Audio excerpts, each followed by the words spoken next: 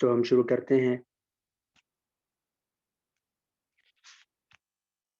اعوذ باللہ من الشیطان الرجیم، بسم اللہ الرحمن الرحیم، یا ایہا الذین آمنوا اجتنبوا کثیرا من الظن إن بعض الظن إثم ولا تجسسوا ولا يغتب بعضكم بعضا أيحب أحدكم أن يأكل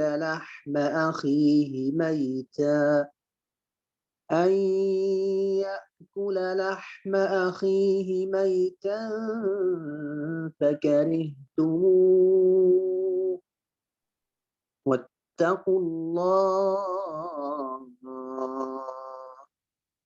إن الله تواب رحيم،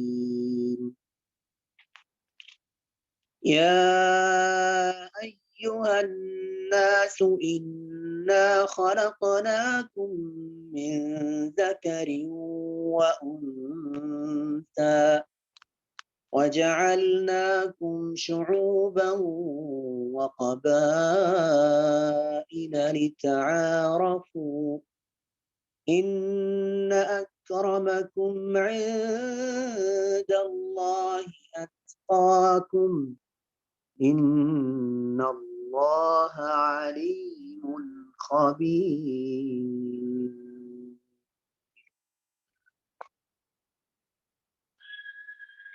یا ایہا الذین آمنوا، میں اس سے ترجمہ شروع کرنے سے پہلے آپ سے پوچھوں گا کہ آپ کے پاس آواز کلیئر آ رہی ہے؟ کوئی آواز کا پرابلم تو نہیں ہے؟ جی قاری صاحب آواز بالکل صاف آ رہی ہے۔ جی بارک اللہ فیکم، جزاکم اللہ خیرا۔ نبدأ الآن، ہم شروع کرتے ہیں۔ یا ایہا الذین آمنوا، اے وہ لوگوں جو ایمان لے کر آئے ہو۔ دیکھیں اس سورہ مبارکہ میں مومن ایمان والوں کا جو معاشرہ ہے اس کی اصلاحات کا تذکرہ ہے، ان کی اصلاح کی جا رہی ہے۔ مومنوں کا جو معاشرہ ہوتا ہے، مسلمانوں کا جو معاشرہ ہوتا ہے وہ بہت پاکیزہ ہوتا ہے، اس کی پاکیزگی کے حوالے سے یہاں پر ساری چیزیں بیان کی جا رہی ہیں، اس لیے ہم جگہ جگہ یہی پڑھتے آ رہے ہیں، یا ایھا الذین آمنوا، یا ایھا الذین آمنوا۔ اس کا ترجمہ بھی آپ کو اچھے طریقے سے یاد ہو چکا ہوگا۔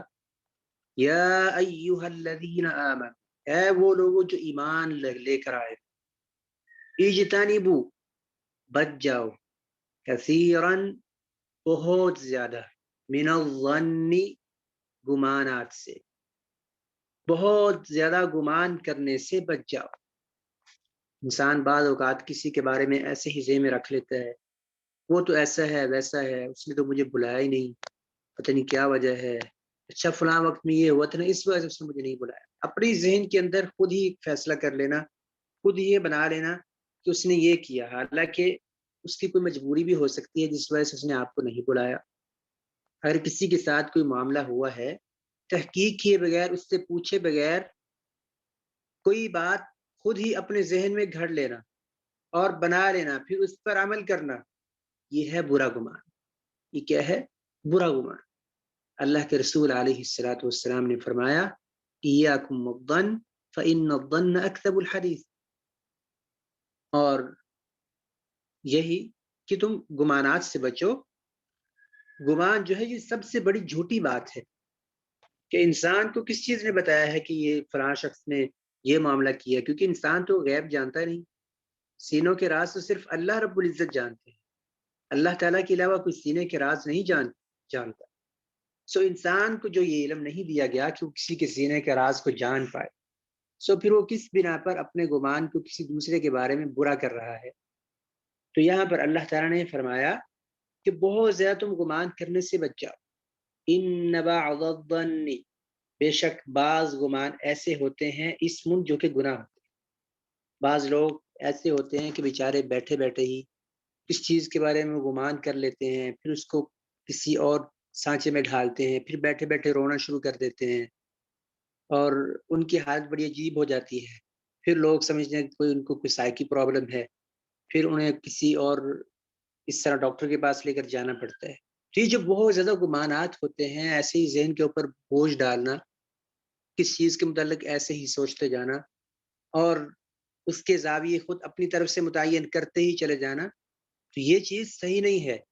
انسان کو اس سے بچنا چاہیے، اپنے آپ کو کس چیز میں مصروف رکھنا چاہیے، اچھے کام میں مصروف رکھنا چاہیے، قرآن کتاب اللہ کی تلاوت میں، احادیث مبارکہ کے مطالعہ میں، سیرت النبی کے مطالعہ میں، اور اپنے بہن بھائی احبا دوست ان کی مدد میں، اپنے گھر کے گھریلو معاملات میں، ان سب میں انسان کو اپنے آپ کو مشغول رکھنا چاہیے۔ خالی ذہن، یہ مشہور بات ہے کہ خالی ذہن جو ہوتا ہے وہ شیطان کا گھر ہوتا ہے۔ تو بعض اوقات جو خیالات بہت زیادہ آتے ہیں، وہ انسان بالکل جب خالی ہو، فارغ البال ہو، یا بالکل معاملات کے حوالے سے بالکل فارغ ہو، تو اس کا جو ذہن ہے وہ دماغ کسی اور جگہ پر گھومتا رہتا ہے۔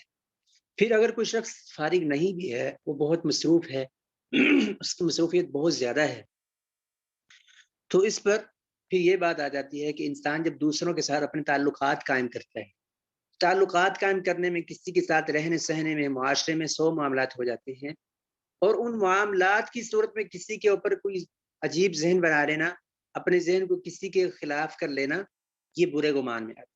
ان بعض الظن، بے شک بعض گمانات ایسے ہوتے ہیں، اسم جو گناہ ہوتے ہیں، ولا تجسسوا، اور نہ تم جاسوسی کیا کرو۔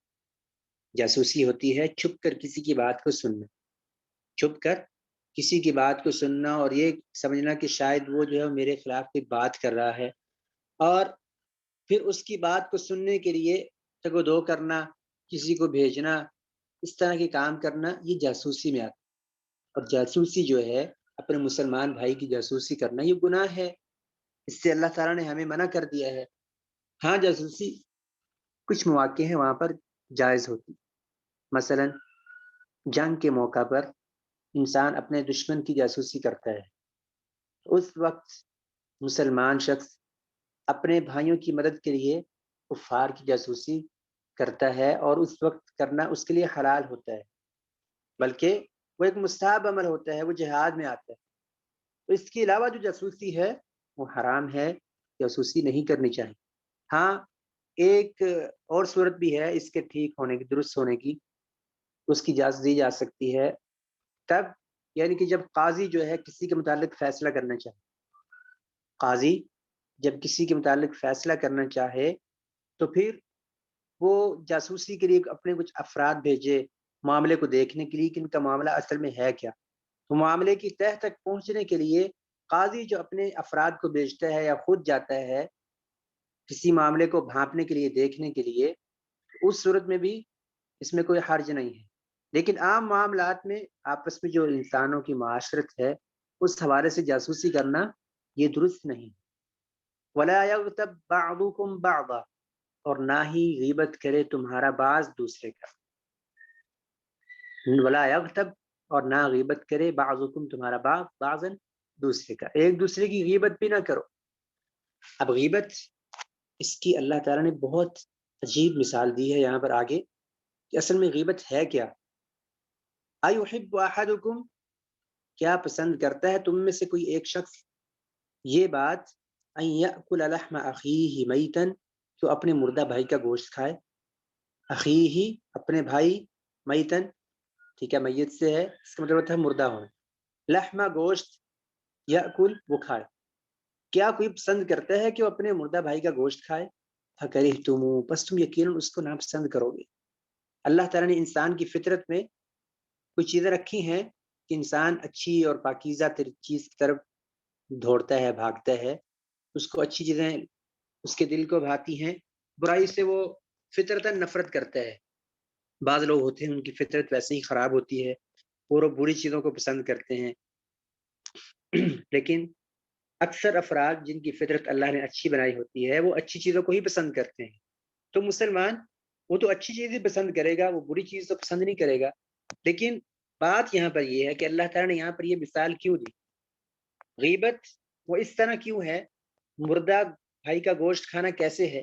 وہ اس طرح کہ جب آپ اپنے بھائی کے ساتھ یا اپنے قریبی کے ساتھ کسی کے ساتھ بھی کوئی بات کر رہے ہوتے ہیں، اس کے خلاف کوئی بات کر رہے ہوتے ہیں، تو اس وقت وہ اپنا دفاع کرنے کے لیے سامنے موجود ہوتا ہے، وہ اپنا دفاع کر رہا ہوتا ہے کہ بھائی ایسے نہیں ہے، ایسے بات ہے، آپ مجھ پر یہ الزام نہیں لگائیں۔ تب جو دوسرا اس کا بھائی ہے وہ اپنا دفاع کر رہا ہوتا ہے، لیکن جب وہ اس کے پاس نہیں ہوتا، گویا کہ وہ ایسے ہے کہ وہ مردہ ہے اور وہ اپنا دفاع نہیں کر سکتا۔ جب وہ اس کے پاس موجود نہیں ہے، گویا کہ وہ اپنا دفاع نہیں کر سکتا۔ اب جو بہتان لگانے والا ہے، الزام لگانے والا ہے، وہ اس ایسے ہے کہ جیسے اپنے مردہ بھائی کا گوشت کھا رہا ہے۔ تو اس کی مثالیں اور بھی بہت سی دی گئی ہیں۔ سو ایحب احدکم، کیا تم میں سے کوئی یہ بات پسند کرتا ہے، ان یاکل لحم اخیہ میتا، جو اپنے مردہ بھائی کا گوشت کھائے، فکرہتموہ، بس تم اس کو ناپسند ہی کرو گے۔ واتقوا اللہ، اللہ تعالیٰ سے ڈر جاؤ۔ ان اللہ تواب الرحیم، بے شک اللہ تعالیٰ تواب، بہت زیادہ توبہ کو قبول فرمانے والا ہے، رحیم، رحم کرنے والا ہے۔ کیونکہ ان سارے گناہوں کے بعد اللہ تعالیٰ نے تذکرہ کیا کہ بے شک اللہ تعالیٰ توبہ کو قبول کرنے والا ہے۔ سو انسان کو ان گناہوں سے توبہ کرنی چاہیے اور اللہ تعالیٰ کی طرف رجوع کرنا چاہیے۔ اب رہ گئی بات کہ اس کی غیبت وغیرہ کی، غیبت اور چغلی یہ تھوڑی سی قریب قریب چیزیں ہو جاتی ہیں، لیکن ان کا گناہ بہت زیادہ ہے۔ یہ انسان کے جو برزخی زندگی ہے اس پر بھی اثر انداز ہوتی ہے یہ چیز، غیبت چغلی وغیرہ، اور انسان کی جو خواب ہیں ان پر بھی اثر انداز ہوتی ہے۔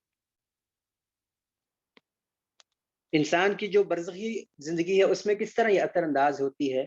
اللہ کے رسول علیہ الصلوۃ والسلام ایک دفعہ کسی قبرستان کے پاس سے گزر رہے تھے، تو آپ نے دیکھا کہ 2 قبروں والوں کو عذاب ہو رہا ہے۔ آپ علیہ الصلوۃ والسلام نے فرمایا، دیکھو کہ ان 2 لوگوں کو عذاب ہو رہا ہے اور ان کو کسی بہت بڑے گناہ کی وجہ سے عذاب نہیں ہو رہا۔ بہت بڑے گناہوں سے مراد کیا ہے؟ 7 گناہ ہیں جو ہلاک کر دینے والے ہیں۔ کسی کو قتل کر دینا، والدین کی نافرمانی کرنا، اللہ کے ساتھ شرک کرنا، چوری کرنا، زنا کرنا، کسی مومنہ عورت پر، پاک دامن عورت پر برائی کی تہمت لگا دینا، یہ بڑے بڑے گناہ ہیں۔ اس طرح جادو کرنا، یتیم کا مال کھانا، سود کھانا، یہ بہت بڑے بڑے گناہ ہیں۔ لیکن آپ علیہ الصلوۃ والسلام نے فرمایا ان 2 قبروں والوں کو جو عذاب ہو رہا ہے وہ بہت بڑے گناہوں کی وجہ سے عذاب نہیں ہو رہا، جیسا کہ میں نے بھی آپ کے سامنے بڑے گناہوں کا تذکرہ کیا، لیکن پھر ان کو عذاب کیوں ہو رہا ہے؟ ان کو عذاب اس لیے ہو رہا ہے، جو ان میں سے ایک ہے وہ نمام تھا، چغل خور تھا، چغل خور، اور دوسرا ایسا تھا کہ جو پیشاب کے قطروں سے اپنے آپ کو بچاتا نہیں تھا، لا یستنزہ من البول، بول سے بچتا نہیں تھا، پاکیزگی کا لحاظ نہیں رکھتا تھا۔ سو غیبت اور چغلی کے بعض وقت قریب قریب ہو جاتے ہیں، اس لیے میں نے اس حدیث کو بیان کر دیا۔ اور اس طرح اللہ کے رسول علیہ الصلوۃ والسلام سے ایک اور حدیث مروی ہے، آپ علیہ الصلوۃ والسلام سے کسی نے سوال کیا کہ آپ نے اس کی تعریف یہ فرمائی غیبت کی کہ اگر تو اپنے بھائی کی برائی بیان کرے، اگر تو اس میں وہ عیب ہے تو تم نے کیا کیا؟ اس کی غیبت کی، یعنی کہ اس کی موجودگی میں اس کا عیب بیان کیا۔ لیکن اگر اس میں یہ عیب نہیں ہے اور تم نے اس کی غیبت کی ہے، اس کے بارے میں برے الفاظ سے کوئی اظہار کیا ہے، فقط بہتا، تو نے اس پر الزام لگایا ہے۔ سو دونوں صورتوں میں اگر کسی کے اندر کوئی برائی پائی جاتی ہے یا نہیں پائی جاتی، دونوں صورتوں میں اس کی غیر موجودگی میں اس کا اظہار کرنا لوگوں میں یہ غلط ہے، یہ درست نہیں ہے، کیونکہ اس سے دوسرے آدمی کی عزت میں فرق پڑتا ہے۔ اور ایک اور حدیث ہے، اللہ کے رسول علیہ الصلوۃ والسلام نے فرمایا، جو کوئی شخص اپنے بھائی کی عزت کا دفاع کرتا ہے، اللہ تعالیٰ قیامت کے دن اس کے چہرے کو آگ سے بچائیں گے۔ یہ بہت بہت بڑا اجر ہے اس میں کہ انسان اپنے بھائی کا دفاع کرے، اس کی عزت کا دفاع کرے۔ آپ کسی مجلس میں دیکھیں کہ کوئی غیبت کر رہا ہے، آپ اس کی غیبت سنیں بھی نہ، یعنی کہ جس طرح غیبت کرنا گناہ ہے، اس طرح غیبت سننا بھی گناہ ہے، غیبت سننی بھی نہیں چاہیے۔ کوئی شخص کسی کی غیبت کر رہا ہو آپ فوراً اس کو ٹال دیں، اس سے کہیں بھائی کوئی بات نہیں، آپ غیبت نہ کریں، آپ اس سے توبہ کریں، رجوع کریں، اس معاملے میں اس طرح بات نہیں کرنی چاہیے، اس کو آپ سمجھائیں، اس کی اصلاح کریں۔ یہ ہے کہ آپ اپنے بھائی کی عزت کا دفاع کر رہے ہیں، وہ بھائی جس کا غیب میں برا تذکرہ کیا جا رہا ہے، اس کی غیر موجودگی میں اس کا برا تذکرہ کیا جا رہا ہے، تو یہ ہر اعتبار سے پھر انسان جو ان چیزوں پر عمل کرتا ہے وہ اجر پا لیتا ہے۔ أيحب أحدكم أن يأكل لحم أخيه ميتا فكرهتموه واتقوا الله إن الله تواب رحيم۔ یا ایھا الناس، اے وہ لوگو، یا ایھا الناس، دیکھیں اس سے پہلے ایمان والوں کو خطاب ہوا ہے، اب یہاں پر تمام لوگوں کو، تمام معاشرے کو خطاب ہو رہا ہے عموماً، اور بالخصوص اس میں مسلمان داخل ہیں۔ یا ایھا الناس، اے سب لوگوں، انا خلقناکم، بے شک ہم نے تمہیں پیدا کیا ہے، من ذکر و انثی، مذکر و مؤنث سے، یعنی کہ ایک مذکر اور ایک مؤنث سے، وجعلناکم، اور ہم نے تم کو بنا دیا ہے، شعوباً، مختلف گروہ، وقبائل، اور مختلف قبائل، لتعارفوا، تاکہ تم ایک دوسرے کو پہچان سکو۔ یہ جو ذات پات کا سسٹم ہے، نظام ہے، قبائل ہیں، سو ہمارے ہاں قبائل کا سسٹم تو نہیں ہے، سعودی عرب میں، عرب ممالک میں، یا اس طرح ہمارے شمالی علاقہ جات میں، پاکستان کے شمالی علاقہ جات میں یا افغانستان وغیرہ میں قبائلی سسٹم موجود ہے۔ تو ہر قبیلے کے افراد کی کوئی بھی شخص جو ہے وہ اپنے قبیلے کے ذریعے ایک الگ اپنی پہچان رکھتا ہے، شکل و صورت کے اعتبار سے بعض اوقات، پیشے کے اعتبار سے بعض اوقات، زبان کے اعتبار سے، یا دیگر اور چیزیں ہوتی ہیں، ان سے انسان کا جو تعارف ہے وہ قبائلی لحاظ سے بنتا ہے۔ سو اللہ تعالیٰ نے انسانوں کی جو اصل ہے وہ ایک ہی ہے، اللہ تعالیٰ نے انسان کی جو اصل بنائی ہے وہ ایک ہی ہے، وہ کون ہے؟ آدم اور حوا علیہم الصلاۃ والسلام، ان کی انسان کی اصل ایک ہے۔ اس کے بعد جو اللہ تعالیٰ نے ان کو ڈیوائڈ کیے ہیں مختلف قبیلوں میں، مختلف ذات پات کے سسٹمز میں، تو وہ کس لیے کیا ہے؟ تاکہ تم آپس میں ایک دوسرے کو پہچانو۔ اس سے مراد یہ نہیں ہے کہ فلاں قبیلہ جو ہے بڑا معزز ہے، فلاں قبیلہ ہے وہ نیچ ہے، اس کی کوئی اہمیت نہیں ہے۔ یہ جو کسی کو حقیر سمجھ لینا، کسی قبیلے کو برا جاننا، کسی قبیلے کو کہنا کہ یہ قبیلہ جو ہے بڑی عزت اور رفت والا ہے، یہ بڑی شان شوکت والا ہے، یہ چیز غلط ہے۔ یہ چیز کیا ہے؟ غلط ہے۔ یہ ہمارے جوار میں، یعنی کہ ہمارے اس ملک کے پڑوس میں جو ملک ہے ہندوستان، انڈیا، یہاں پر یہ سسٹم بہت برا ہے، قبیح ہے ہندوؤں میں، کہ وہاں پر ذات پات کا سسٹم انتہائی برائی کو پہنچا ہوا ہے۔ ان کے 4 طبقات ہیں، برہمن، ویش، شودر، کھتری۔ شودر جو اس کو بہت اچھوت اور بہت گندا سمجھتے ہیں، اس کو وہ ہاتھ لگانا بھی پسند نہیں کرتے، حالانکہ وہ ہیں سارے ایک ہی ہندو ہیں۔ تو اس طرح کا ذات پات کا سسٹم جو ہے یہ بہت، یعنی کہ اس طرح کسی کو حقیر سمجھ لینا، کسی کو معزز سمجھ لینا، یہ بہت بری چیز ہے۔ تو اسلام میں اس سے منع کر دیا گیا۔ اسلام میں کیا ہے؟ ان اکرمکم عند اللہ اتقاکم، بے شک تم میں سے جو معزز ترین ہے، جو عزت والا ہے اللہ تعالیٰ کے ہاں، وہ ہے کہ بہت زیادہ تقوی اختیار کرنے والا، جو اللہ سے ڈرنے والا ہے۔ دیکھیں اسلام میں کس طرح کی مثال موجود ہے۔ بلال حبشی رضی اللہ تعالیٰ، دیکھیں ان کا کلر، جس طرح بھی آپ نے دیکھے ہوں گے حبشہ کے لوگ یا افریقی ممالک کے لوگ، ان کی رنگت جو ہے وہ اس طرح صاف نہیں ہوتی جس طرح دیگر انسانوں کی ہوتی، یعنی کہ ان کی رنگت اللہ تعالیٰ نے ایک الگ بنائی۔ تو اس کا مطلب یہ نہیں ہے کہ وہ کوئی نعوذ باللہ کہ وہ چٹی چمڑی والوں سے وہ تھوڑا سا لو درجے پر ہیں، ایسی بات نہیں ہے۔ اللہ تعالیٰ نے ایک عزت کا معیار مقرر کر دیا ہے، جو اللہ تعالیٰ سے ڈرنے والا ہے، اللہ تعالیٰ کے احکامات پر جتنا پابند ہے، وہ اللہ تعالیٰ کے ہاں اتنا ہی معزز ہے۔ اب بلال رضی اللہ تعالیٰ عنہ، ان کی اللہ کے رسول علیہ الصلوۃ والسلام کے ہاں کتنی عزت، کتنا مقام، اللہ کے ہاں ان کا کتنا مقام تھا کہ جنت میں ان کے قدموں کی آہٹ سنائی دیتی۔ اور ایک طرف ابو لہب، ابو جہل، جو اللہ کے رسول علیہ الصلوۃ والسلام کے چچا تھے۔ ابو لہب، یہ لہب کہتے ہیں انگارے کو، اتنا خوبصورت تھا ابو لہب، اور اس کا چہرہ جو ہے وہ اس طرح چمکدار تھا کہ جیسے معلوم ہوتا ہے کہ جیسے کہ انگارہ چمک رہا، اس سے اس کا نام پڑ گیا ابو لہب، یعنی کہ انگارے کا باپ، یعنی کہ اتنا خوبصورت تھا، لیکن اس کا خوبصورت ہونا، قریشی ہونا، بڑا معزز یعنی کہ بڑے اعلیٰ قبیلے سے تعلق رکھنا، اس سے کوئی فائدہ حاصل نہ ہوا۔ تو فائدہ کس میں ہے؟ اللہ تعالیٰ سے ڈرنے میں۔ ان اکرمکم عند اللہ اتقاکم، بے شک معزز ترین تم میں سے وہ ہے اللہ تعالیٰ کے ہاں اتقاکم، جو تم میں سے بہت زیادہ اللہ تعالیٰ سے ڈرنے والے۔ ان اللہ علیم خبیر، بے شک اللہ تعالیٰ علم والے ہیں، باخبر ہے۔ اللہ تعالیٰ کو علم ہے کہ فلاں شخص کا قبیلہ کون ہے، کون سا ہے، فلاں شخص حقیقتاً کس قبیلے سے تعلق رکھتا ہے۔ اللہ تعالیٰ نے تمہیں پیدا کیا ہے، ایک نطفے سے پیدا کیا ہے، وہ ہر چیز کو جانتا ہے۔ سو اللہ تعالیٰ کو علم ہے کہ کون زیادہ معزز ہے اور کون معزز نہیں۔ اس طرح سورۃ النجم میں اللہ تعالیٰ فرماتے ہیں تم اپنی پاکیزگی اور بڑھائی نہ بیان کرتے رہا کرو، ٹھیک ہے، اپنی پاکیزگی خود نہ بیان کیا کرو۔ لا تزکوا انفسکم هو اعلم بمن اتقى، اللہ تعالیٰ جانتا ہے کہ اس سے کون ڈرنے والا۔ اس لیے انسان کو فخر و غرور نہیں کرنا چاہیے، اپنے قبیلے کی، اپنی ذات کی، اپنے نسب کی بہت زیادہ تعریفیں نہیں کرنی چاہیے، اللہ تعالیٰ سے ڈرنا چاہیے۔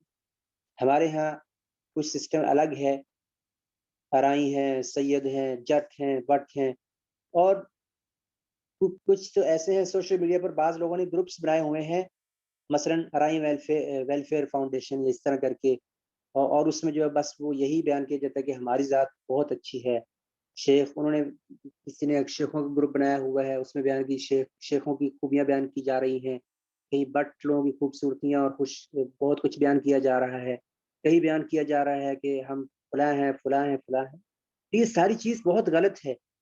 اللہ کے رسول علیہ الصلوۃ والسلام نے فرمایا کہ میری امت میں سے جہالت کی کچھ اقسام ہیں جو باقی رہیں گی، ان میں سے ایک یہ ہے کہ اپنے نسب پر فخر کرنا، اپنے نسبوں پر یا اپنے ذات پات کی سسٹم پر فخر کرنا، تکبر کرنا، غرور کرنا۔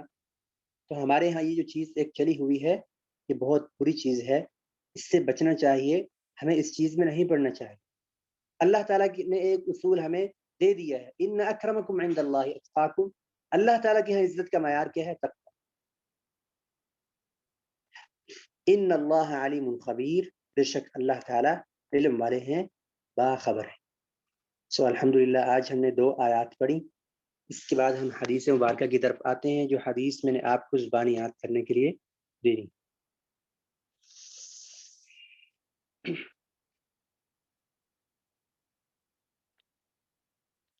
حدیث پڑھنے کے بعد انشاءاللہ ہم سوالات کے لیے وقت دیں گے تاکہ اس میں آپ سوالات کر سکیں۔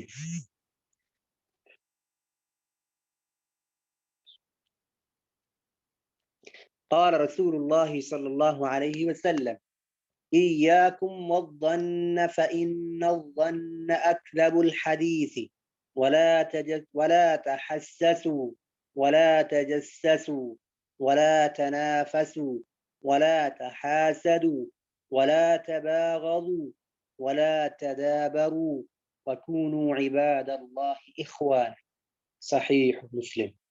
یعنی کہ امام مسلم رحمہ اللہ نے اس حدیث کو اپنی کتاب میں نقل کیا ہے۔ میں دوبارہ پھر ایک دفعہ پڑھ دیتا ہوں تاکہ الفاظ آپ کے سامنے واضح ہو جائیں۔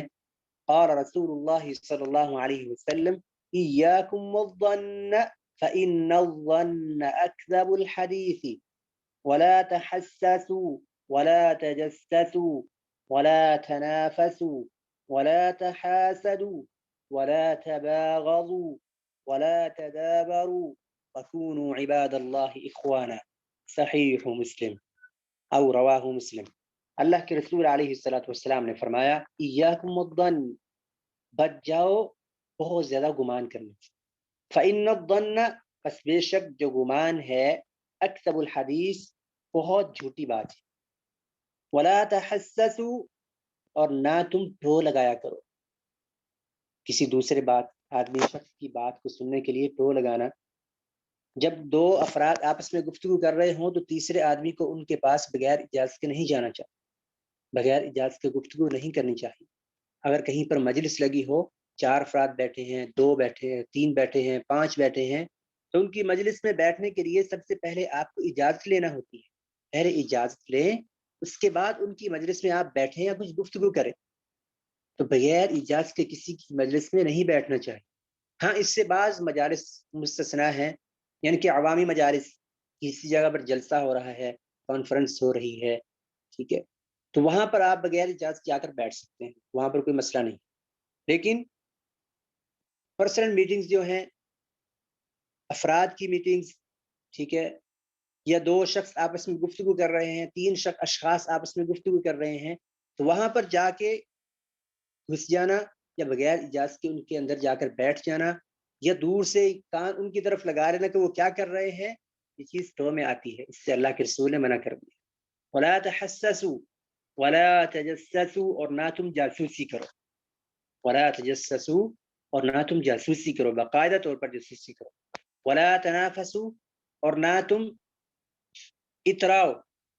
اترانا یہ ہوتا ہے کہ انسان اپنے دل ہی دل میں اپنے آپ کو بہت بڑا محسوس کرنے لگے کہ میرے پاس فلاں چیز بھی ہے، فلاں چیز بھی ہے، اور لوگوں کے سامنے اس کا تذکرہ کرے غرور و تکبر کے لیے، بڑا بننے کے لیے. اسے کہتے ہیں تنافس.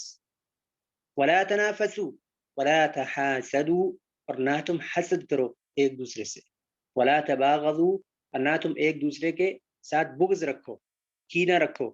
ولا تدابروا، اور نہ ہی تم اپنے بھائی کی مدد سے ہاتھ کو کھینچ لو. یعنی کہ انسان یا مسلمان مومن اس کے لائق یہ نہیں ہے کہ وہ اپنے مسلمان بھائی کی مدد سے اپنے ہاتھ کو کھینچ لے، اس کے لائق نہیں ہے. اسے حتی الوسعت اپنے بھائی کی مدد کرتے رہنا چاہیے. ولا تدابروا، اور نہ تم اپنے بھائی کی مدد سے اپنے ہاتھ کو کھینچو. وکونوا عباد اللہ اخوانا، اور تم ہو جاؤ اللہ کے بندے اخواناً، آپس میں بھائی بھائی، آپس میں بھائی بھائی بن کر رہو، اللہ کے بندے بن کر رہو. شیطان کی طرف نہ چلو، ان برائیوں سے دور ہو جاؤ. یہ حدیث مبارکہ ہے، اس کو آپ نے یاد کرنا ہے زبانی.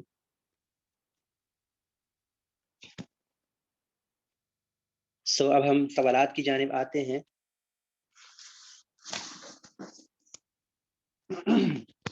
یہاں تک انشاءاللہ ہم جو